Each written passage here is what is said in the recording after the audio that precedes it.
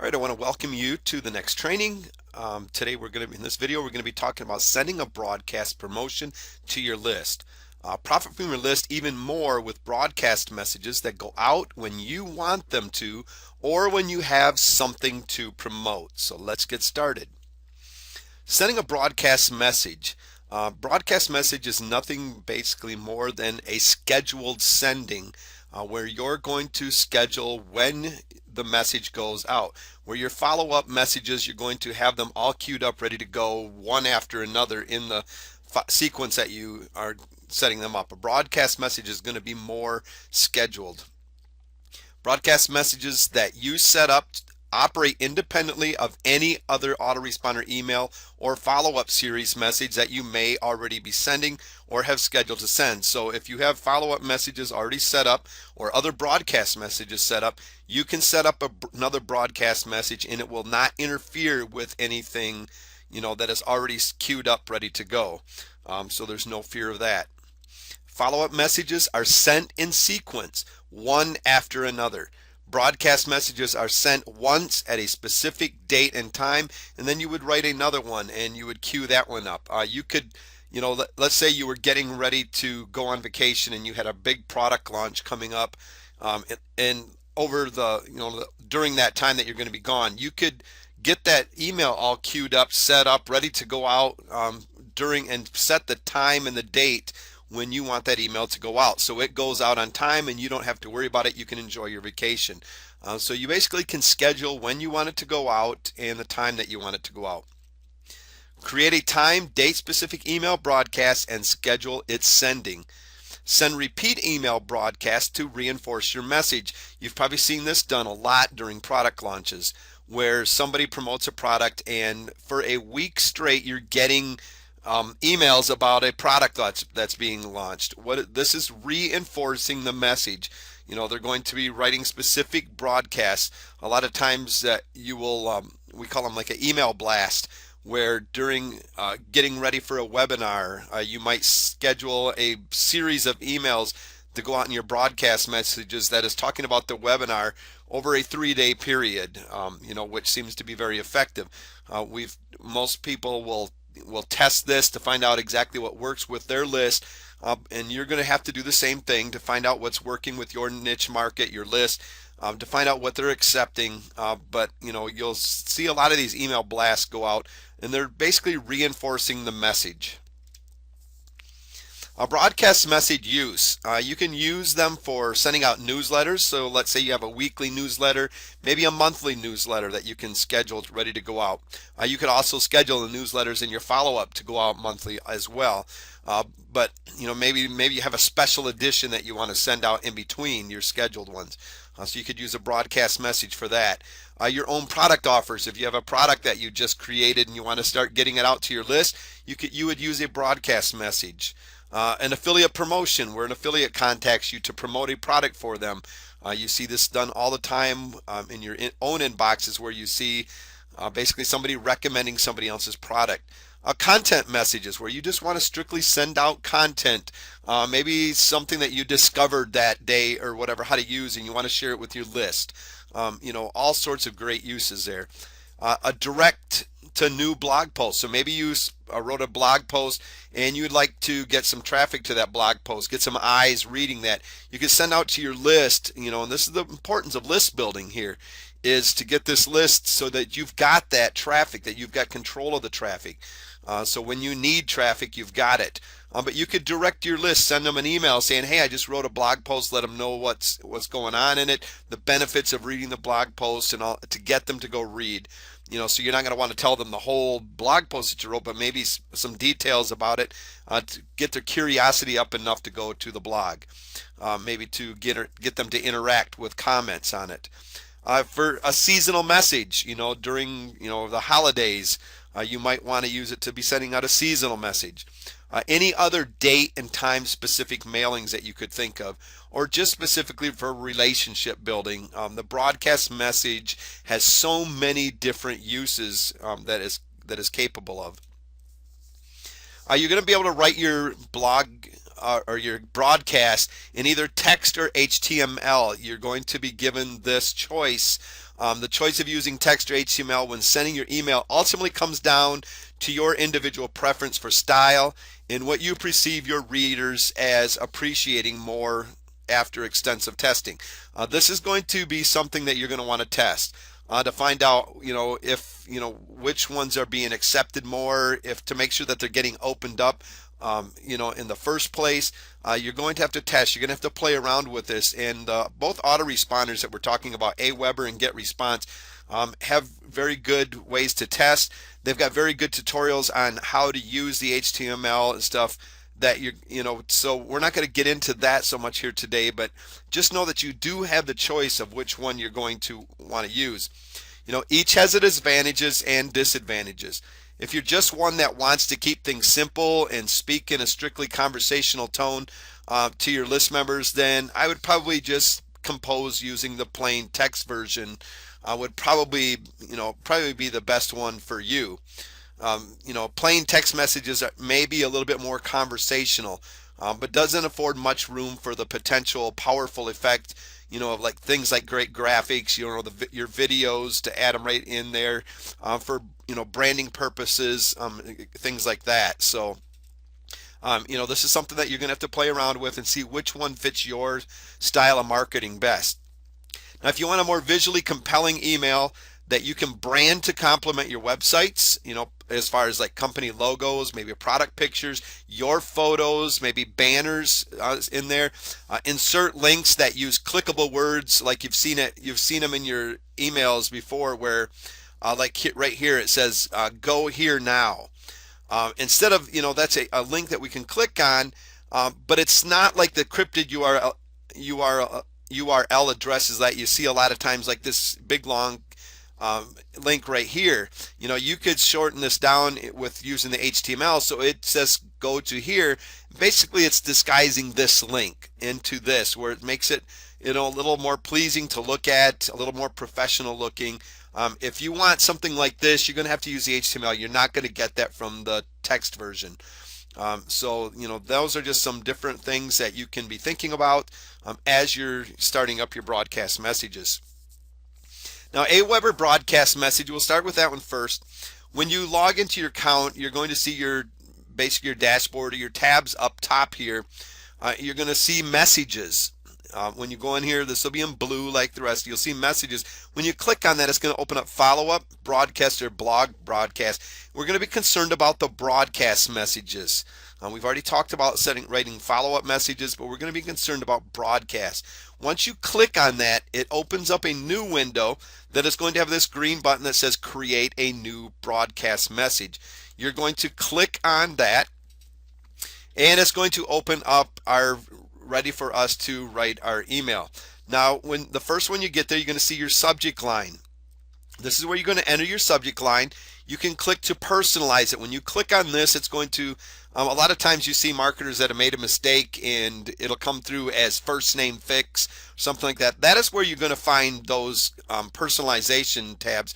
If you click on that, it's going to open them up, and most of the time you're going to want first name fix. You're going to be able to do like cities, just first name, but first name fix, basically, if somebody was to write their name in all capital letters, or maybe the first one they had cap locks on and mistakenly they typed their name so that it came across as their first letter being a small case letter, and then the rest, everything else was uppercase for caps because they had their caps on. That first name fix will take that and it'll correct that, so it'll be a little bit more pleasing and a little bit more professional looking, and that's probably the one that you're going to use the most. But then you're going to notice that first of all, you're going to have the opportunity to create an HTML message. If you're going to use this, I suggest that you use the plain text message as well. You send one of each out. So you're going to basically take this message, put it in the plain text as well to make sure that it's getting wrapped or getting seen. Now, it's also got personalization here, where so like you can say hello or dear or whatever, or hey, and then you'd hit this personalization and you'd put in something like the first name fix, and that'll enter their name, their first name in there. You do have some choices of different templates that you can play around with and to use for your email template, which you do not have in the plain text. So that's something that you can just kind of play around with. But this gives you a lot of different bells and whistles, different fonts that you can choose, highlighting, making those clickable links, word links instead of the big long URLs that we were showing here earlier. It allows you to put videos and your pictures, all sorts of good things in here. This is probably one that I like. You're going to have your source down here. It's basically just like creating a website. Not quite exactly, but pretty close to like you were creating a website, like a squeeze page or something like that. So if you're familiar with that, you're probably going to understand using the HTML. But if not, use the plain text, which is going to be the simplest. That'll be down below. And one of the things that you'll notice, it says wrap long lines, and it has a recommended width. So when you're typing in here, if you start getting out past this into the blue line, they're saying here's your recommended width. If you're way out here, if you just click on basically wrap long lines, it'll wrap that and it'll shorten up the links for you, so that it'll basically cut them off here and shorten those links up. Many email programs will impose a line length limit and will cut your lines off if you don't take this measure. If your lines go over this length, just click on the wrap long lines to shorten them. It's simple as that. All right, once you get your email written, you've got some different sending options. You've got when to send it. You can either send it now. If you want it to go out right now, you just keep that click. That'll be automatically clicked. If you want to send it later, you're going to click on the send later, which is going to open up another little box, and I'll show you that in a second. You can choose to send to different segments, and I'll show you that. You can also include or exclude other lists as well, because usually inside your Aweber, you're going to have several different lists. You're going to have buyers lists, freebie lists, different lists for different products, all to identify exactly who's on your list. You can choose to include or exclude any of those lists at this time. If you can choose to do include, and then you can hit everybody all at once if you would like. You can track your click. Opens up, you can send out your email into social media sharing, Facebook and Twitter, quick stats notification, and then you're going to save your broadcast. You can preview it here to see what it's going to look like if you wish to do that, or you can save your message.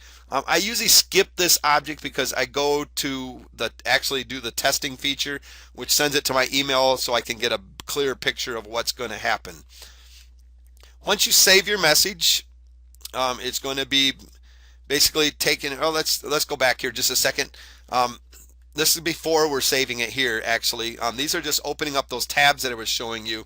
If you click send later, like we're showing here, it opens this box up right here, where it is going to allow you to click in the date, put in the date.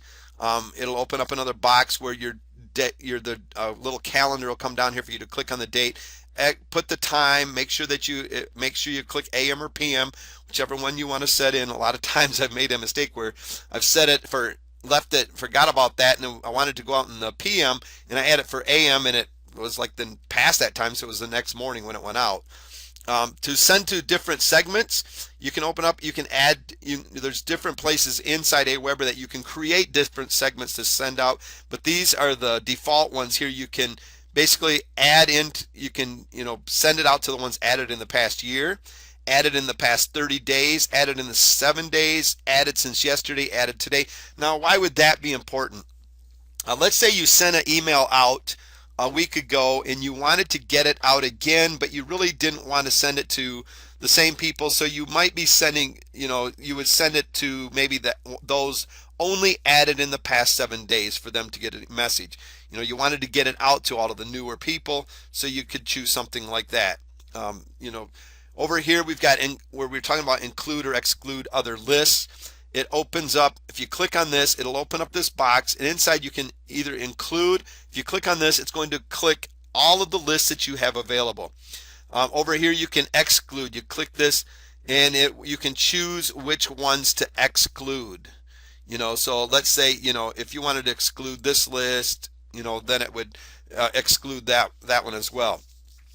But once we get our email saved, it's going to send you to this page right here, where you can create a new broadcast message if you wish to set up another one, but it's also got the one that you just saved. It's going to have your subject line here. It's going to tell you the date that you chose to send it and the time. Make sure that you're checking it. It's ready to go when you want it to. It's going to tell you who you got it. This one's set up for all subscribers. It's written in HTML. You can have it in HTML and text. And it's going to basically tell you that click tracking is on, and it's going to give you a spam count. Now, if this says a 1.7, which is going to be pretty generic number that you're going to get when you do it in HTML. But if this number here gets close to a 5, or especially above a 5, you're going to want to basically click on this number right here, and it's going to open up a page that is going to basically tell you what is being considered as spam in there, and it'll allow you to change it to try to get that score down. You want to have it below a 5. I don't even like getting close to the 5. I like to be down in the 2 or below, but under, anything under 5 is considered good to go. So that's just my preference. I like to keep it under a 2 or 3, somewhere in that area. But now it also gives you a thing if you want to copy this. Say you want to send this exact same email out, you can click copy and set it to go out at a different time and date whenever. So if you're going to send this exact same email out again. But here's the feature that I like. Instead of looking at it earlier, I click the test here, and it'll open up a box where it'll allow you to put your name and your email in that you want to send a test to. And then you will send that test, and then you will go to that email account, and you'll be able to open up the email to see exactly what it looks like. You can look for spelling, grammar errors, and stuff like that. You're also, have a spell check on as you're writing and stuff that will help you out as well. But you can kind of look to see how it's formatted, if it looks good in the email, so you can see what everybody else is going to be seeing.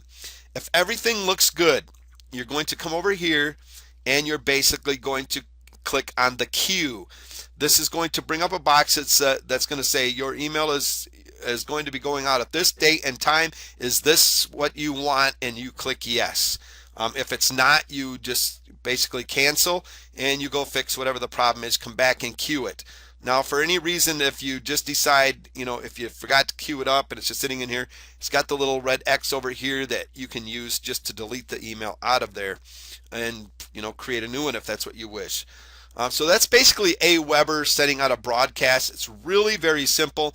Aweber has great tutorials that'll teach you if you have any other questions on it. But it's very, very simple and self-explanatory as you're going through it. The next one I want to talk about, a GetResponse broadcast message. It's a little bit different. It operates pretty much on the same kind of theory and basis, but it's just a little bit different. Some of the words they use are a little bit different. Once you get logged in, you're going to go to your dashboard. It's just kind of like the other one. The tabs are up at top, but you go into your dashboard, and you can create, click on create messages. You can go to messages here also, but this is your dashboard right here. Once it's opened up, here's what it is. You can click on create messages. Once you click on create messages, it takes you here where you notice it's a little bit different. We can send out the follow-up, but they call their broadcast a newsletter. So we're going to create a newsletter in this case. And this is going to be the broadcast. You click on that, sends us to the next page where it allows us to either write it in HTML or the text, plain text like we were talking about. You have both of these choices once again. Once we get in there creating our newsletter, we got our from line. It's going to tell you who it's from. You can add different from fields, and you can choose those at this time where you'd like it to come from. You've got your subject line. You can personalize it. Again, you can write it. We've got our wrap our long text lines and stuff. So if we start going outside of the line, the recommended area, we can do that, and it'll basically wrap it again. We can start out with hello, and personalize it with their first name or, whatever you choose there. So basically the same thing. Once it's done, we have the option to test it. We can add attachments. I don't recommend adding attachments to send out to your email. A lot of people don't trust them, and they're not going to open it if they see it with an attachment. It's going to go to spam or your junk folder with attachments. So I don't recommend that, but the option is there. You can test your email. It's basically going to allow you to send it to your email to see what it looks like there as well. You're going to have, other options down here. Add subscriber reminders, track click-throughs on your links, add Google Analytics to your tracking if you would like, add email to speed. And you notice the upgrade now. Some of these features are going to be a little bit more expensive. You're going to have to upgrade your account to have the ability to use some of the features that come along with this. And the same thing with Aweber's got other features that you can get, but they do have upgrade packages. You're going to basically, once you're tested your message, you can check your spam score. Basically you can save it as a draft for later if you want, but these two are going to be what you're going to really be curious with. Testing it to make sure it looks good, testing the spam score, make sure it's under a 5, ready to go. You're going to click next step. You're going to be able to choose the recipients that you want it to send out to. You can select all contacts list, or you can, to be able to go through, it'll tell you how many recipients. I want to select contacts manually after this step. If for any reason you need to go back, you got previous step, but once you're satisfied with who you're ready to send it to, you click next step. You can set the delivery time. And you notice it's just set up just a little bit different than Aweber, but it's got pretty much the same features. So basically, you come down here, you can either choose send this newsletter immediately or send a delivery date and time. You would basically click on the little calendar, choose the date that you would like to set it out and the time. You got your time zone that you want to choose. Here's the date on your calendars. So basically you're choosing the date and time, ready to send it out. So you can send that out at the time and date that you choose. All right, you also have the option to turn on basically Twitter integration and Facebook integration. And you'll notice that you'll have to set up your accounts first, add the Twitter account here, add the Facebook. It's going to be asking you for your account names and passwords to both of these. So that's something for you to consider as well. But it'll help you integrate both of these into your email system. Basically once you're all done with that, you got your date and time and everything, you're basically going to publish your email to be able to send that email out to your list. And that's basically all there is to it, to sending out a broadcast message through GetResponse.